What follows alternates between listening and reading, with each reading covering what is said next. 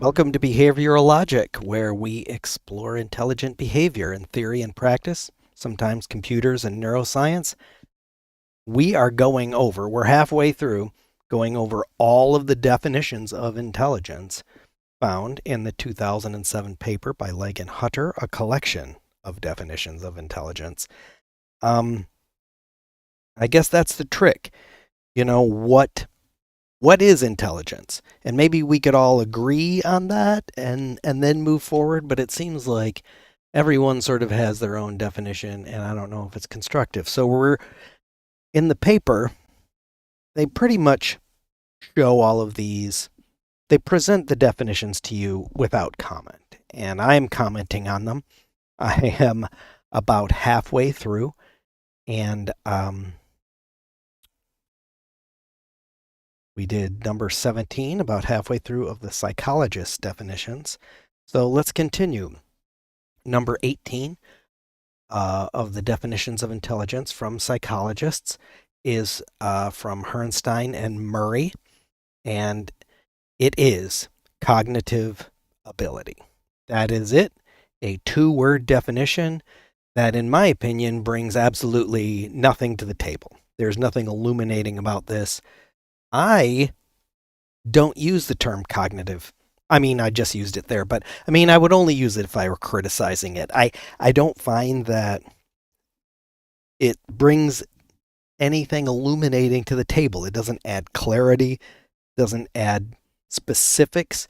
It's just another term for intelligence, I guess. I don't know. So I really hate this one. I think almost all of these definitions bring something of interest to the table, but not this one. And I thought that before I found out who the authors were. Herrnstein and Murray are the authors of The Bell Curve. And if you had been listening last week, we can't really get through these psychologist definitions without talking about the context of where they're coming from. Many of these psychologists are into psychometrics, measuring intelligence, and then there's a bit of a cultural split between them.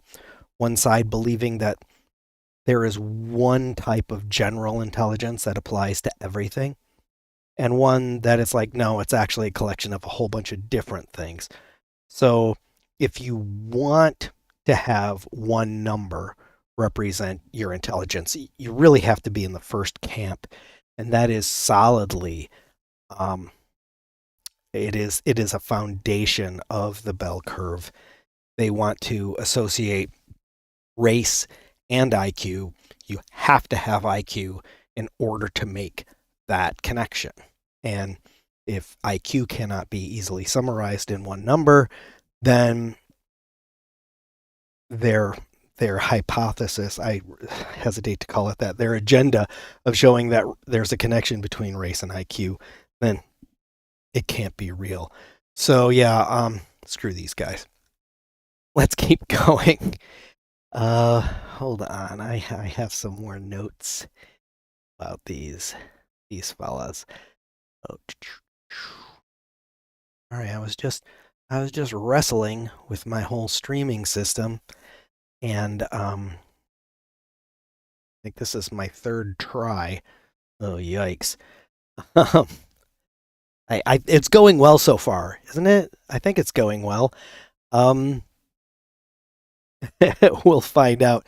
I don't think so. Like, I'm not seeing where I'm having chat in the system. I'm just gonna keep going. We're just gonna pretend like this is fine, and I'll try to work out some of the kinks for next week. This is yikes.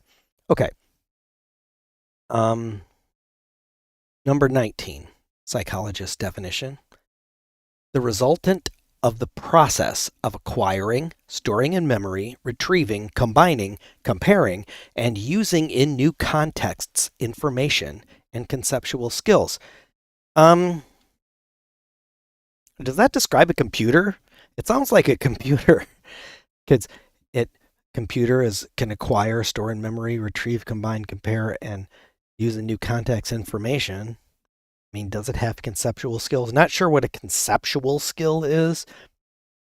But that first part, yeah, that just sounds like a normal digital electric computer. Um, I mean, I do think that computers could be intelligent. They aren't necessarily intelligent, but maybe with the right software, it's not inherently impossible. Um, so immediately I thought, well, maybe they wrote this definition before computers. Computers are still pretty new, and psychology goes back much longer.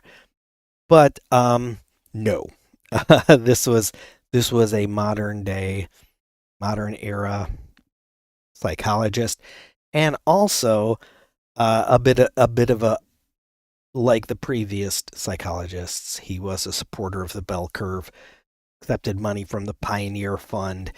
It is a little political there, but I don't think that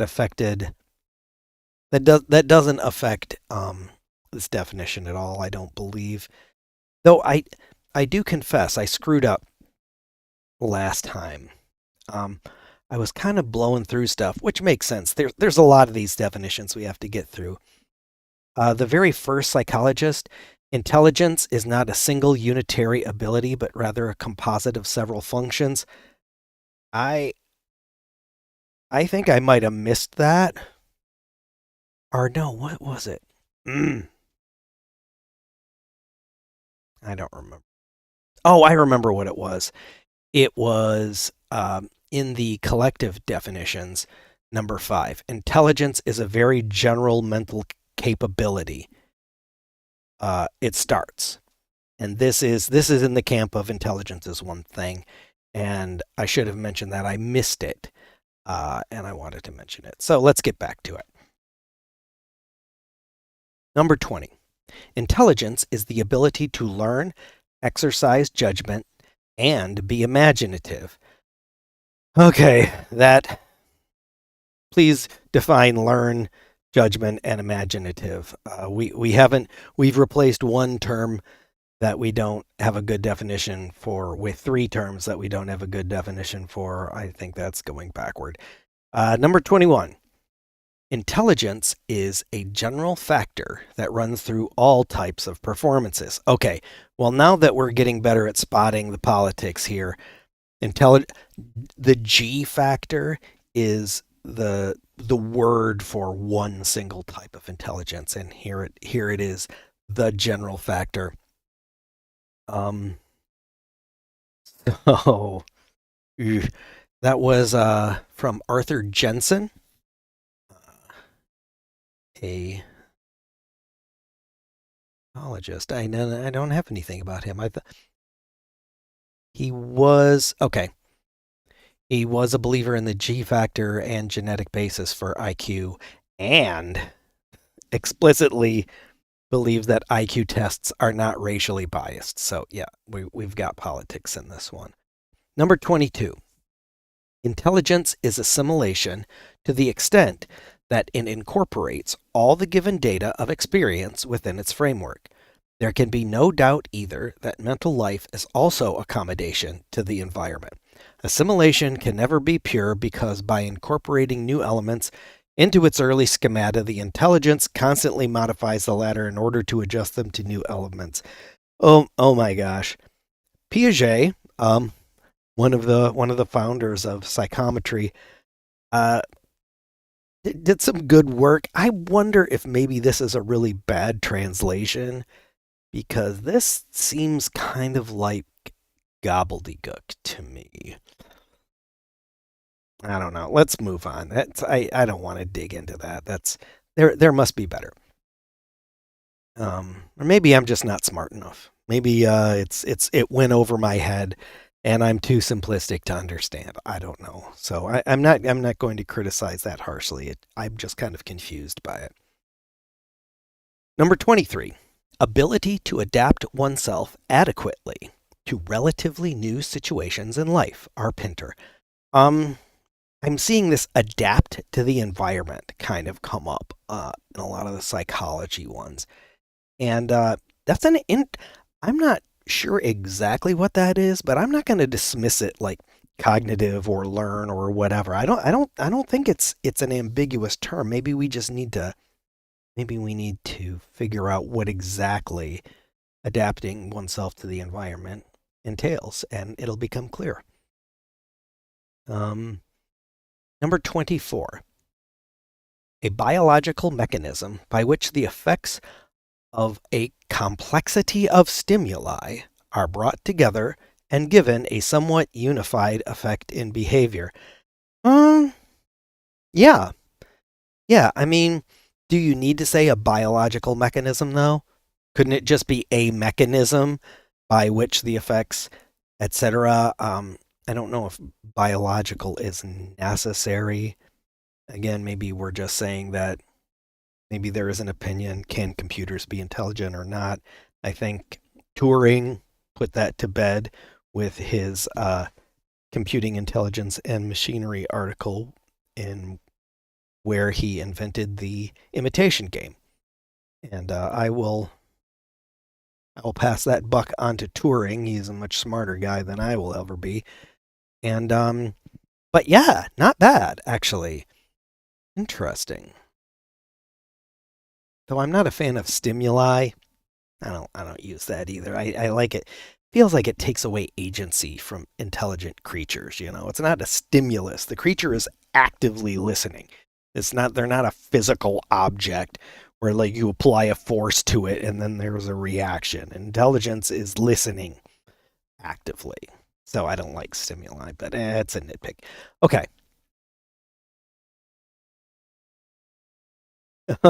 I did want to mention it says Jay Peterson on this.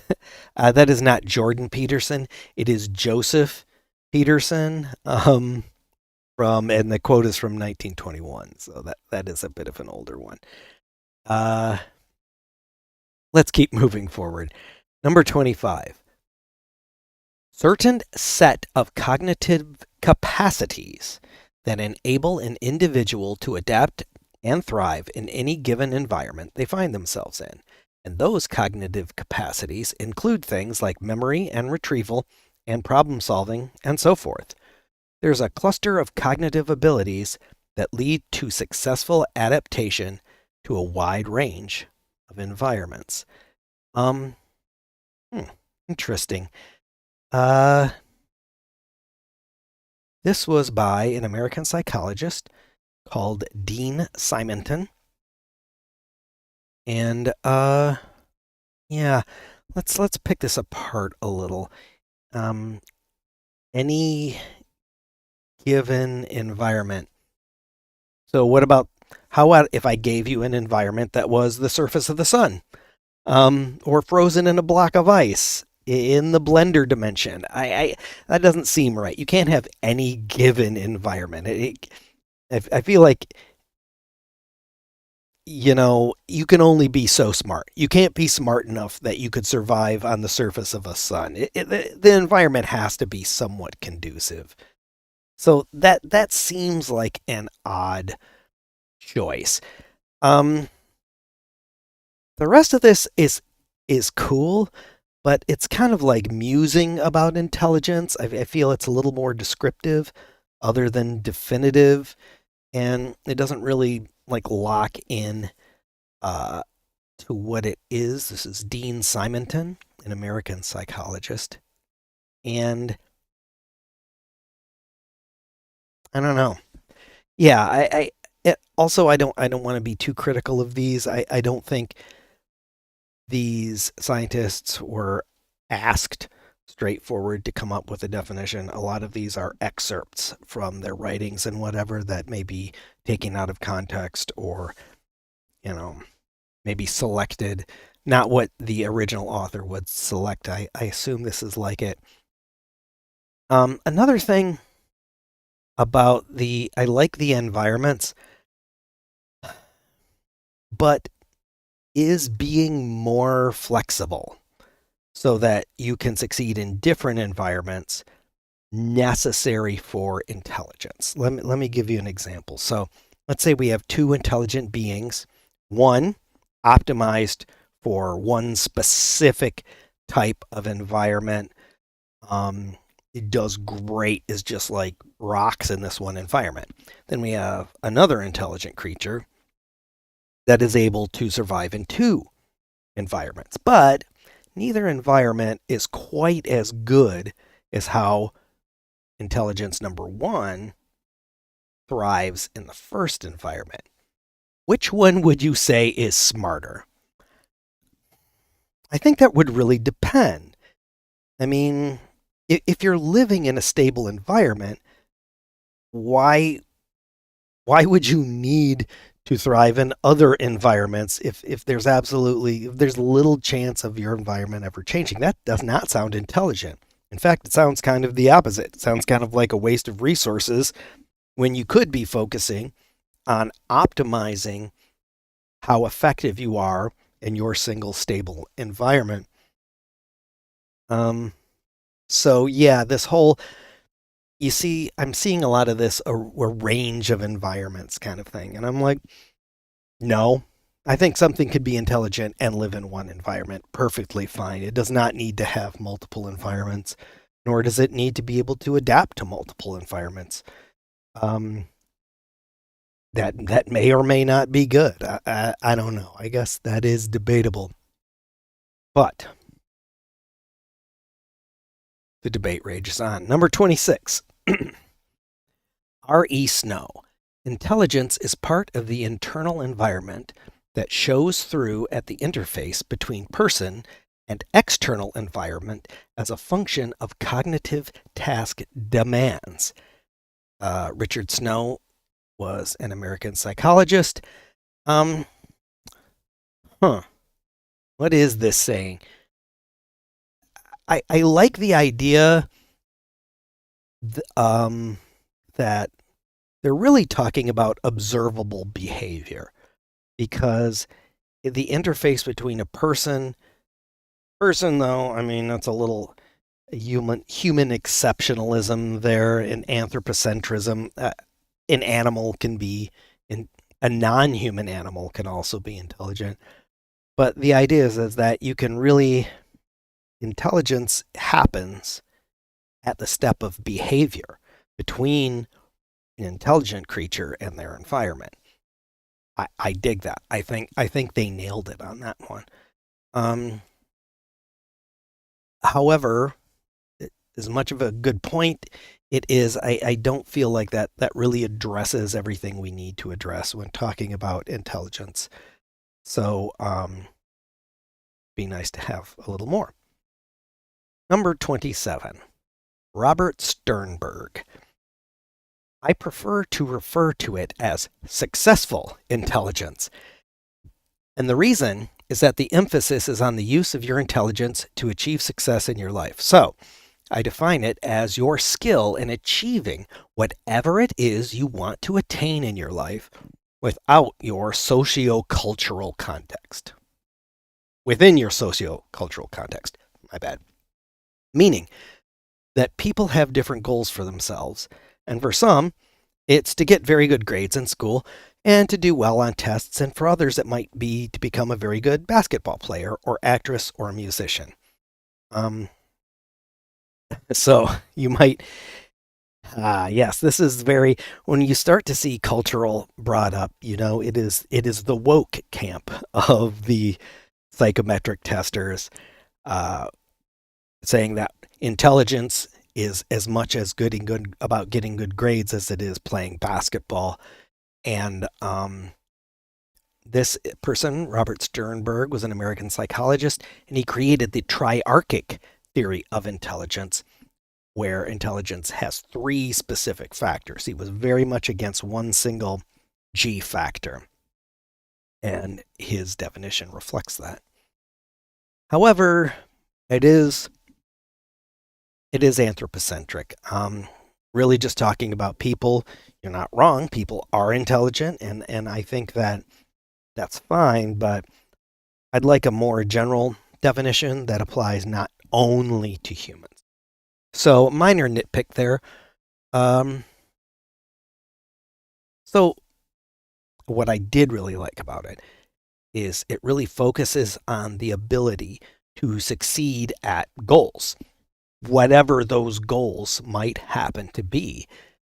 And I I feel that might be getting really close to the heart of intelligence, because intelligence isn't just about being good at one thing. It is about an ability to achieve your goals. What are those goals? It's irrelevant. It does not matter what your goals are. Being intelligent should be able to get you to where you need to be, um, in a generic way. And I don't think there's really any reason to come out and have to be specific. No, these goals are the only intelligent goals. Um, I mean, you could make an argument for some. It's like, why are you doing that? That doesn't seem smart. But I think in general, that kind of makes sense to me. All right. Um, I guess because too, I I've been trying to think of an example of something that isn't intelligent that can succeed at goals.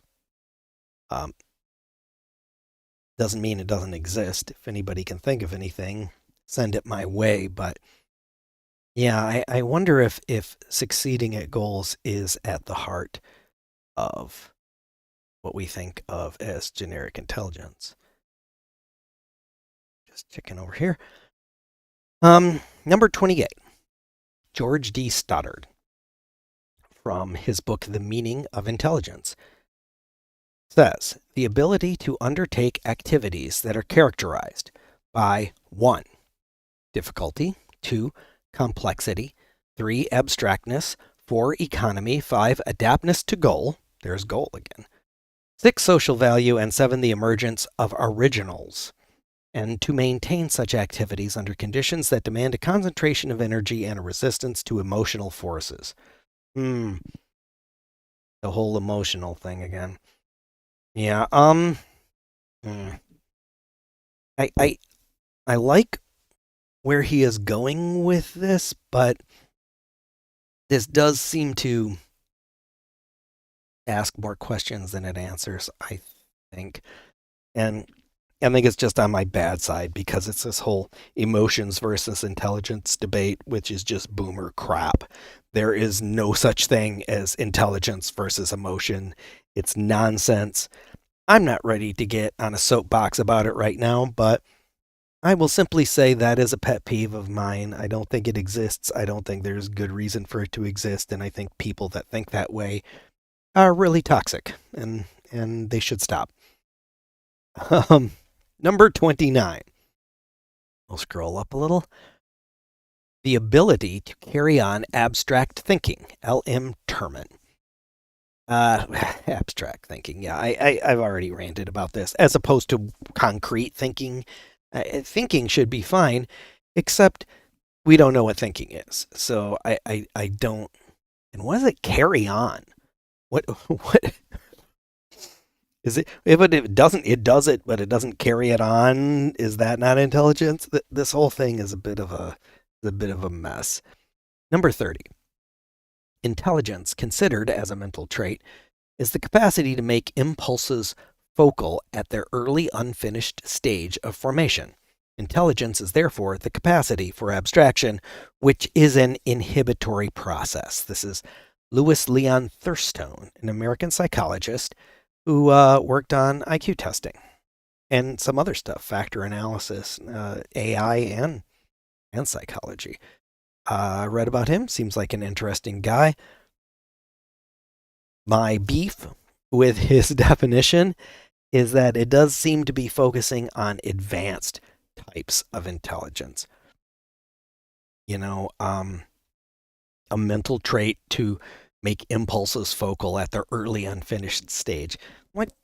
I mean, yeah, for maybe an advanced conscious intelligence, but maybe with something of lower intelligence, it's a little more impulsive.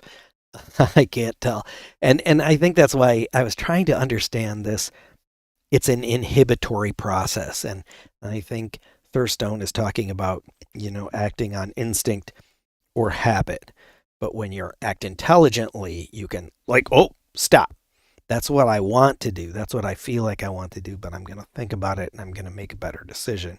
And it sounds legit to me, but in my opinion, that instincts, habits, these are intelligence, types of intelligence as well, if maybe not as complicated, maybe a little less advanced.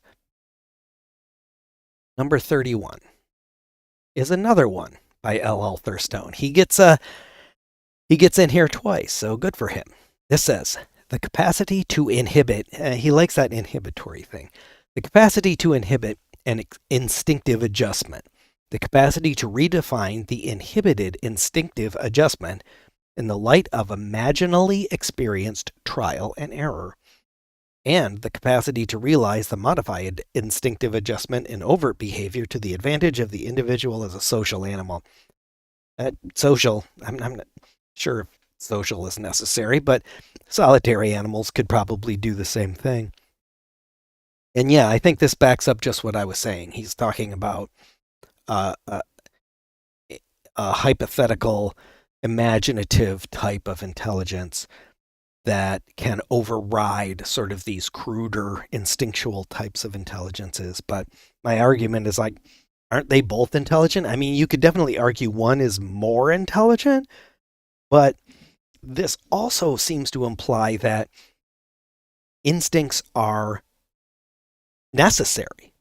How can his complex intelligence exist if there are already instincts to override? It implies that instincts sort of form the foundation of intelligence, and then this more advanced form is sort of a refinement on top of that. So I really like what he's saying, but unfortunately, I really am looking for a definition talking about all types, simple and complex, not just complex. But no, I do dig his thoughts on this. Number 32. Getting near the end of psychology. I think there's 35. Yep. 32. A global concept that involves an individual's ability to act purposefully, think rationally, and deal effectively with the environment. D. Weschler. David Weschler was a Romanian-American psychologist involved in intelligence testing, and one of the rare psychometric psychologists that really rode the fence, I think, between the two political camps. Good for him. Nice job. But about the definition, it starts with a global concept. What does he mean? Is he talking universal? Does this mean intelligence is a universal idea that can span all creatures, even, well, he says global, so that would be Earth creatures, but that's interesting. I mean, maybe, but I don't know what he's trying to say. Though I would agree, if he was saying it was universal, I think I could see the argument for that. Unfortunately, when you're talking about thinking rationally, that, again, you're replacing the one problem of not being able to define intelligence with now the problem of what is thinking rationally. And I don't know if it really moves the needle forward. Number 33, H. Woodrow. Herbert Woodrow, American psychologist, defines intelligence as the capacity to acquire capacity. I mean, yeah, that's clever, but I don't know if I have the capacity to capacity this. Number 34. The term intelligence designates a complexly interrelated assemblage of functions, no one of which is completely or accurately known in man. R.M. Yerkes and A.W. Yerkes. Robert Yerkes is an American psychologist and eugenicist, and I do agree that we don't know what intelligence is. In fact, that's the whole point of this. That I think we're on the same page there. No one of which is completely or accurately known in man. Yeah, well, it doesn't mean it's inherently impossible. I think it just maybe needs a little more rigorous research. Next, Number 35. The last psychologist definition is R.W. Young, and the quote is, "That faculty of mind by which order is perceived in a situation previously considered disordered." So basically, I think he's talking about pattern recognition. And yeah, classifiers, being able to get all of this sensory input and kind of make sense of it. See, I can see the argument that that is an integral part of intelligence, but I don't think that's sufficient. I don't think that that is enough to be intelligent. Classification is as important as it is. There still has to be, what about all this environmental stuff? You could classify something, but how are you going to apply that information and to what ends? And that is missing here. All right, that is the last of the psychologists, and we get to move on to the AI researchers. Number 1, the AI researcher definitions. So exciting. There's about 18 of these, so I can see the light at the end of the tunnel. It's a oncoming train. Number 1, James S. Albus. The ability of a system to act appropriately in uncertain environments, where appropriate action is that which increases the probability of success, and success is the achievement of behavioral subgoals that support the system's ultimate goal. James S. Albus, he developed the 4D RCS reference model architecture, is a reference model for military unmanned vehicles. So he is an AI, an applied AI guy from way back in the day, and I am loving this definition. I think I'm really going to like these AI researchers' definitions more than the others.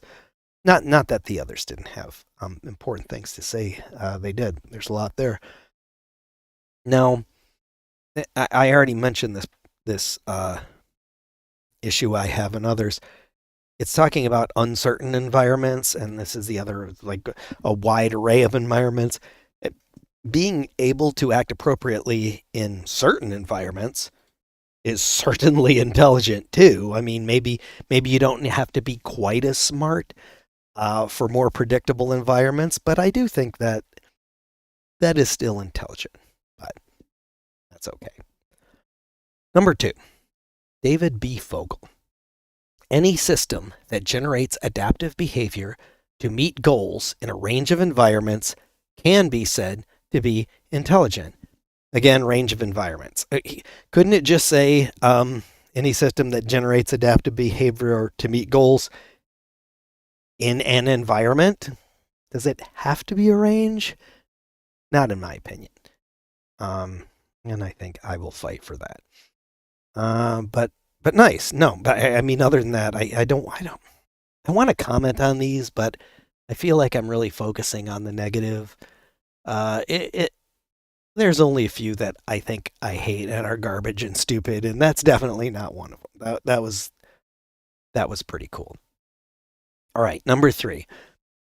Achieving complex goals in complex environments. Ben Goertzel, a computer scientist, AI researcher, and businessman, he helped popularize the term artificial general intelligence. So what if we said achieving goals in environments and just got rid of the complex? Dang, that's a really good definition. Achieving goals in environments. That's not bad. Yeah. And the problem with complex is how complex is complex. Complexity is a gradient. Do you have to at some point draw a line and say, well, okay, this is complex enough, however you measure complexity, and anything below this, we're going to say it's not intelligent. No, I don't think that's okay.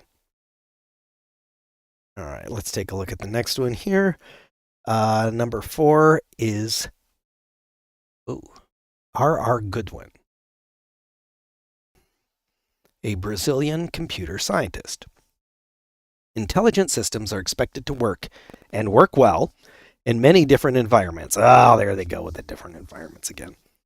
Their property of intelligence allows them to maximize the probability of success even if full knowledge of the situation is not available.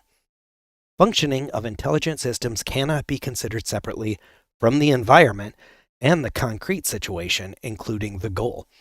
Well, I do not disagree with 80% of that. That seems pretty cool. So he definitely has some interesting descriptive ideas about intelligence. And again, I don't want to get down on people being descriptive. I don't think I think very few of these were asked to come up with the definitive definition. So it might be a little unfair to criticize them for that, but I still think it deserves to be discussed. So the minor criticisms of using this as a definition, I would say different environment, like I've talked about as nauseum. Maximize is maybe a little too strong. What if we, instead of maximizing the probability, improving the probability? I do not know of any intelligent system, people, I suppose, are the example, that do everything or even anything optimally. There's always room for improvement. So I think maximize might be a little strong, though I get what he's doing. So talking about incomplete knowledge, that's a bit redundant. All knowledge is incomplete. We will never have all of the knowledge in the universe. We're always working with a subset, and hopefully that subset is useful. But I don't know if talking about incomplete knowledge is even ignoring like Heisenberg's uncertainty principle. I mean, we know knowledge can never be complete from physics, but from a more practical standpoint, we just have limited measurement systems and sensory apparatuses. So I do like the point about the inherent integration of intelligence, the environment, and the goal. Yeah, 100%. That is, you've got a goal, you've got the environment, and then the intelligence's job is to try to attain that goal in that environment. So that's a winner for me. I really like this one. This Brazilian dude, yeah, kick butt. Thank you for that. Number 5, J.A. Horst. Performance intelligence is the successful, i.e., goal-achieving performance of the system in a complicated environment. Complicated. Couldn't you just system in the environment? It doesn't need to be complicated. I mean, it could be, but yeah, I'm not cool with that. So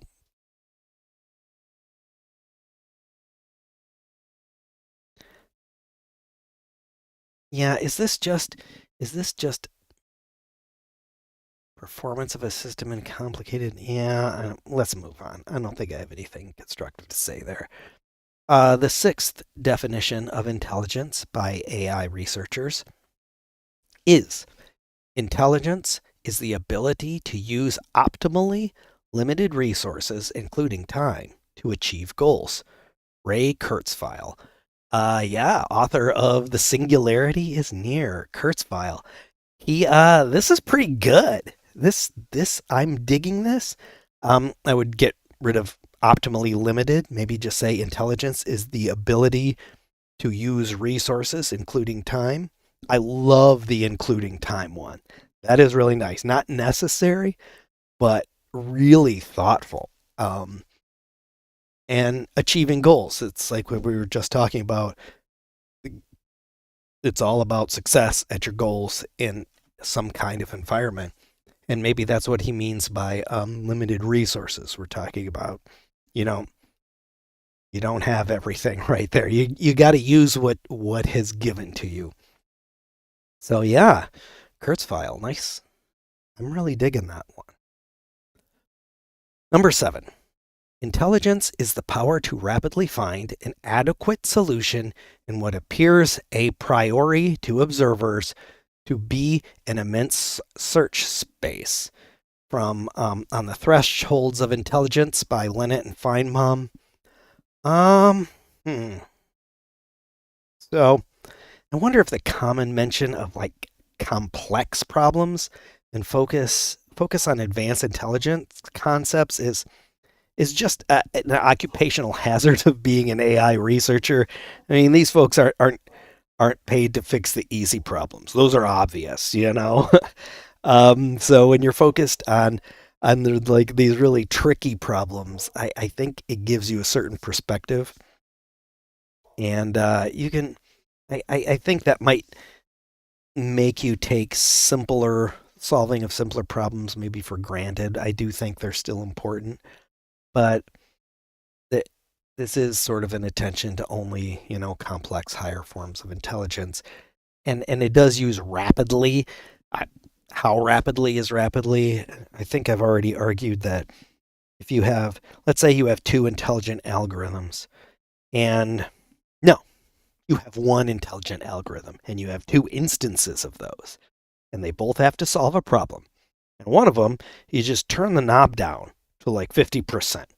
Takes twice as long. Does that mean it is no longer intelligent, even though it has the exact same intelligent algorithm as the faster one? I would argue no. I would argue it doesn't, how long it takes doesn't matter. Yes, we want it to take as short as possible, and all things being equal, solving a problem faster is better. But I don't think at any point is solving a problem slow enough to remove the inherent quality of intelligence. So let's move on to number 8. This is Legg and Hutter's own definition of intelligence. It's fair enough. They collected all of these intelligence. They published the paper. They deserve to get their own 2 cents in. And that is, intelligence measures an agent's ability to achieve goals in a wide range of environments. A little about Legg and Hutter. Legg is from New Zealand and a founder of DeepMind Technologies that was bought by Google. Marcus Hutter is a German AI researcher and was Shane Legg's thesis advisor. They both work for Google now, and good for them. They are definitely in the heart of AI research, and have their nice little definition. It's brief, it's clear. It has my complaint of wide range of environments. It could just be achieve goals in environments. Does it need to be a wide range? I would argue no, but kind of a minor nitpick.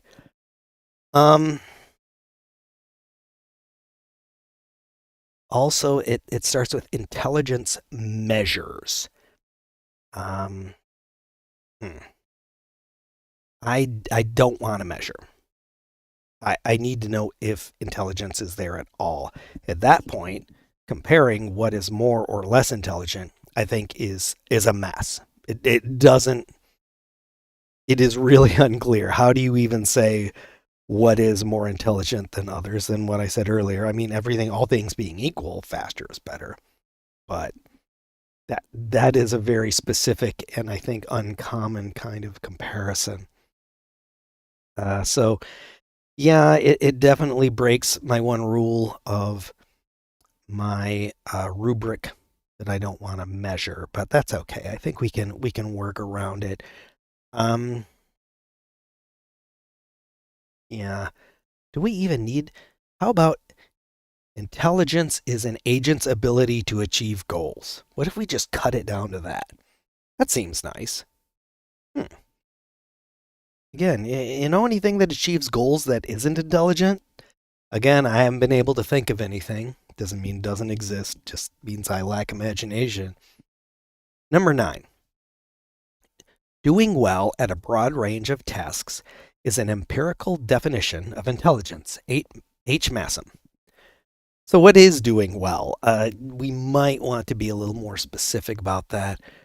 Um, broad range of tasks. How broad? What kinds of tasks? I like where they're going, but this is definitely a little too ambiguous, I think, to make a really good definition. Um, Number 10 of the AI definitions is by John McCarthy. Intelligence is the computational part of the ability to achieve goals in the world. Varying kinds and degrees of intelligence occur in people, many animals, and some machines. Oh, he went there. John McCarthy actually, I believe, was the inventor of the term artificial intelligence. He was involved in the creation of Lisp. He invented computer time sharing. This guy was a genius, and there at the beginning of computers and AI, and it shows this is a very opinionated definition. I love how he mentions people, animals, and some machines. Nicely done. And achieve goals. There you go. The computational part of achieving goals, I guess, which is different than the sensory or the whatever physical actions it needs to take. This is just the part that figures those things out. And he doesn't use environment either. He says in the world. Like, oh, gonna pick a specific environment. Yeah, great. That may be that is definitely in my top 3. I wasn't keeping track, but yeah, definitely top 5. That is really nice, really thoughtful.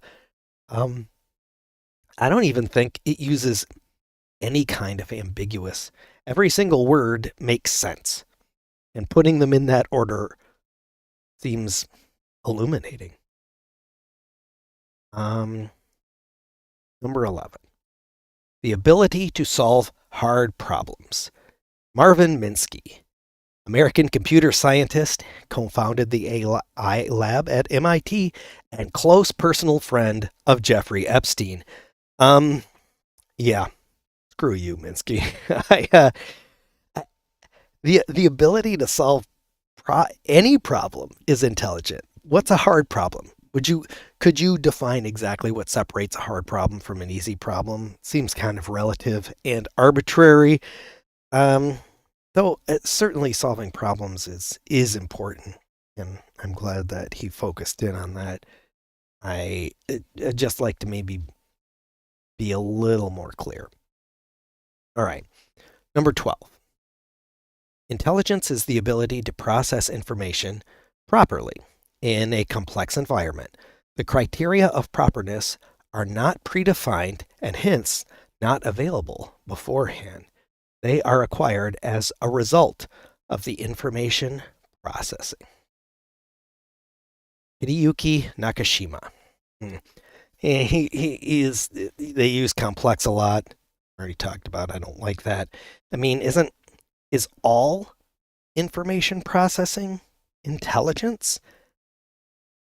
If so, would a calculator be intelligent? I don't think so. I'm also not sure if I entirely get this. Talking about properness, the criteria of properness are not predefined and hence not available beforehand. Yeah, maybe this is a bad translation too. I am a little confused with this. Well, that's me being confused doesn't mean anything. That's just a normal state of things. Number 13. In any real situation, behavior appropriate to the ends of the system and adaptive to the demands of the environment can occur within some limits of speed and complexity. Newell and Simon. From Computer Science's Empirical Inquiry, Symbols and Search. Very descriptive. Interesting. Also not definitive, though I specifically what is it was a real situation. I don't know. As opposed to a fake situation? Yeah, I guess real might be a little excess there. All right, number 14. An intelligent agent does what is appropriate for its circumstances and its goal. It is flexible to changing environments and changing goals. It learns from experience and it makes appropriate choices given perceptual limitations and finite computation. D. Poole, computational intelligence, a logical approach. I really like, they mention goal and circumstances. But yeah, I'm not sure. There's too many things here. And like, does it need to change goal? Can't you just have one goal? Can't you just have one environment? What does learning from experience mean? And perceptual limitations, again, that's inherent. Everything has perceptual limitations and finite. There is no such thing as infinite computation. So a lot of this stuff, yeah, interesting musings, definitely, but not very definitive.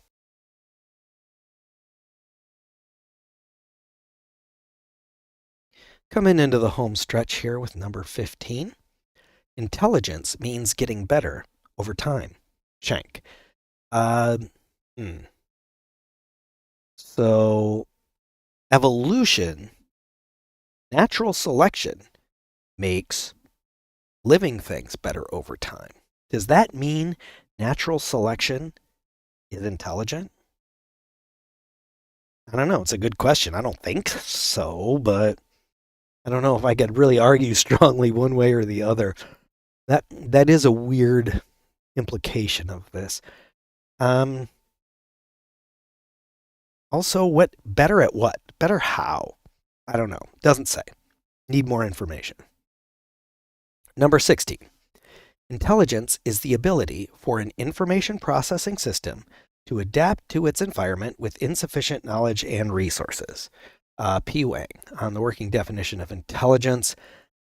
Um, Again, insufficient knowledge and resources. Nothing has unlimited knowledge and resources. We're talking about a mythological being here, not about a property of something that we all have. And what makes it sufficient or insufficient? Doesn't know. I don't know. Doesn't say. Number 17. The mental ability to sustain successful life. K. Warwick. Kevin Warwick is a British researcher in AI and robotics. The mental ability to sustain successful life. So we all die. Does that mean we aren't intelligent? I mean, we can only sustain it for so long. I do like successful, though. Again, we're talking about goals and achieving goals, which I would say is success. And I think that's a thread that runs through a lot of these, and it makes sense. Last one, number 18. The essential domain independent skills necessary for acquiring a wide range of domain specific knowledge, the ability to learn anything. Achieving this with artificial general intelligence requires a highly adaptive general purpose system that can autonomously acquire an extremely wide range of specific knowledge and skills and can improve its own cognitive ability through self-directed learning. P. Boss, the essentials of general intelligence, direct path to artificial general intelligence. Yeah, I don't like this. It's really focused on AGI, which I don't believe in. I don't think. I mean, I don't believe in natural general intelligence. I am. Oh, I came out. I said I'm clearly in the woke camp here. I don't believe intelligence can be quantified with a single number. And so, if natural general intelligence isn't real, then artificial general intelligence can't really be a thing either. So I have other beefs too, but this is not the time nor the place. I think you could see why this is a bad idea in where it claims that it can learn anything. So this states that there's one simple example of something that it can't learn, then it can't be AGI. So that sort of makes it practically impossible. When you use these specific determiners like all or none, all you have to do is find one example in order to contradict it. So I think the bar here is being set impossibly high. So many other definitions talk about problems and goals that are specific to the the environment, to their specific goal, to their resources, and I don't know if really opening it wide up brings us much. So what I did there, that's all. That's all 71. Whew, whew boy, lots of fun. I am going to switch over to. There we go. Yeah, I made a spreadsheet. Um, I went through and I tried to document all terms or concepts. You know, if this short idea of a couple of words, and look at which ones were repeated, which ones were ambiguous, which ones were interesting, and which ones I think maybe are using clear language to talk about something that seems important, that a lot of the others are talking about too, but maybe using different language. So let's go through this real quick. First a little complaining. Uh, the ambiguous ones. This I'll get the negativity out of the way. I kind of hate almost all of these. The worst one though is at the bottom. I did I go on my soapbox about cognitive? I definitely did a little. I'm not interested in cognitive ability, cognitive capacity. It doesn't say anything. Also, here's a common one. 13 of the 71 definitions used mind or mental process. Again, that's intelligence is a mental process. Doesn't add much. The most common term used in all 70, 20 out of 70 used the term learning, whatever, some variation of it. And I think the concept of learning is important. But I don't know if this is something that we can tackle until we first tackle what intelligence is. Clearly, learning is something, how intelligence improves, how it gains new abilities, how it evolves. But if we don't know what it is already, I think talking about learning may be getting ahead of ourselves. Let's see what else. Reasoning, understanding. Oh boy, yeah, those don't say too much. There are some interesting things in here. I'm going to pop back to in a second. So let's get to the interesting column. What do we have? We have a good 25 interesting ideas, but a lot of these might be the same idea in slightly different wording. So I started counting up. I said learn was the most common. Sorry, it was tied with the word environment. And I like this. I don't believe that truth is found through a popularity contest. If everybody agreed that environment was important, that doesn't mean squat. But the fact that everybody's using it, I think, does say something. And I think it also says something. All right, as much as I don't believe in scientific consensus, I do believe in when you gather a bunch of independent observations together. And you could see this in any kind of instrumentation. When the ideas are accurate, they are very similar. But when they're not accurate, they aren't similar at all. So by getting more and more independently observed information, you could start to see where they gather together. Because when we're wrong, we're always wrong in our own unique way. Isn't that nice? We're special little wrong snowflakes. And but when we're right, it's going to be similar. So seeing everything with environment, which is a clearly defined word, though exactly how it works with intelligence, I'm not sure is clear yet. I do feel like there's something important here that needs to be looked into a little farther. Another, along with that, and is this, I kept seeing different wordings of it. Adapt, adjust, deal with. I see all three of those with situations, environment, or circumstances. And I think this talks about, well, where does environment come into it? And you could see other words that are sort of synonymous with environment, situations, circumstances. Um, One of them I mentioned just says world. They're all talking about the same thing, you know. Resources is another thing.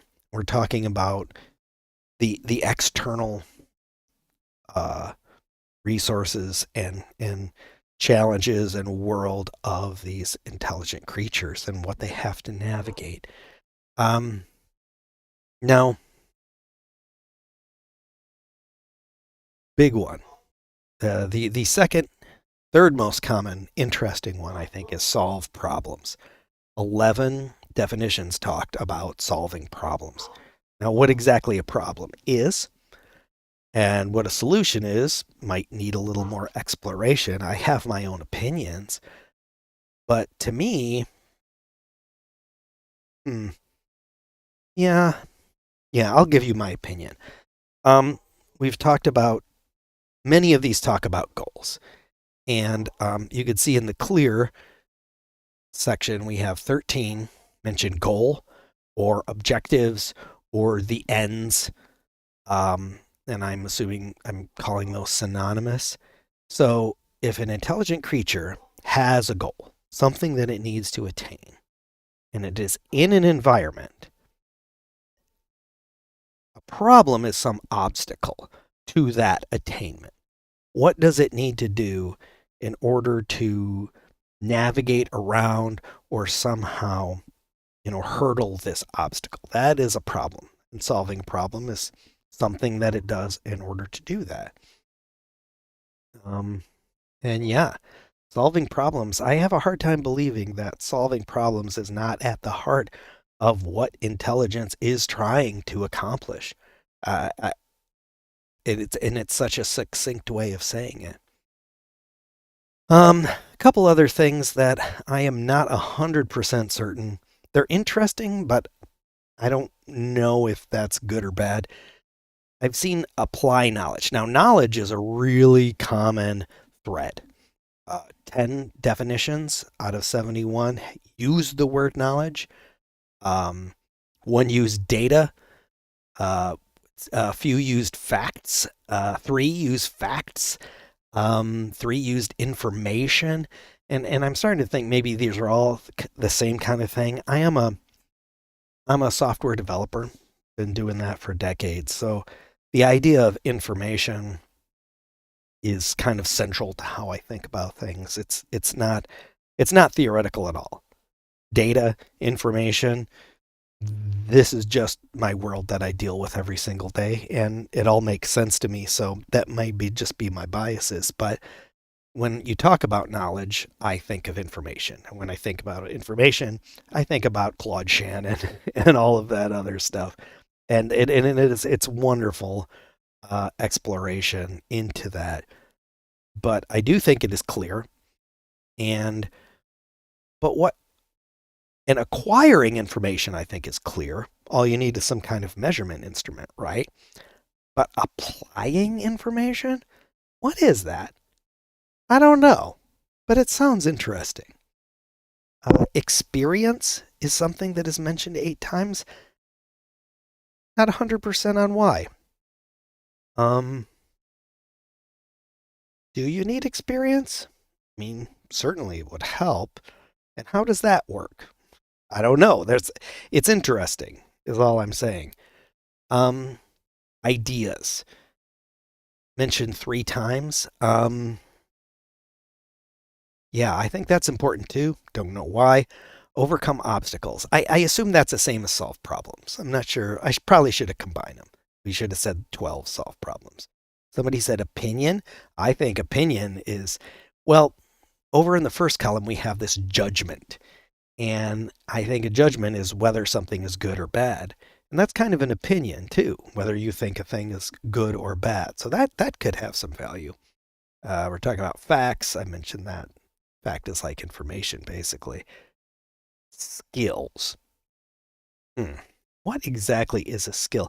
A lot of these were talking about sort of mental skills, but some even mention more physical skills, an ability to manipulate one's environment. So that's worth a look. 5 mentioned noticing relationships or associations. That exclusively psychologists. I can imagine if you've ever taken an intelligence test, you always get the A is to B as C is to blank kind of thing. They're always looking for relationships and associations. So I'm assuming this is more to do with psychometrics. Storing and retrieving information. Yeah, that's pretty good. Language and symbols. Classifying. Yeah. Classifying things is important. Maybe not at the core. 2 definitions use the word meaning. I don't know what that means, ironically, but I wonder. I cannot dismiss that. What is meaning? And how does that work with intelligence? It's a good question. Wish I knew the answer. Now, here we go, manipulate environment. Already talked about skills. Awareness. 1 mentions awareness. Recognition. Well, recognition is like classification, isn't it? You have a whole bunch of sensory input and you recognize a circle, a cat, or whatever. Attention and awareness. That makes sense. 2 mention response. This is very psychology, sort of stimulus response kind of stuff. But a response is an action. It is a physical action, changing your environment or changing yourself.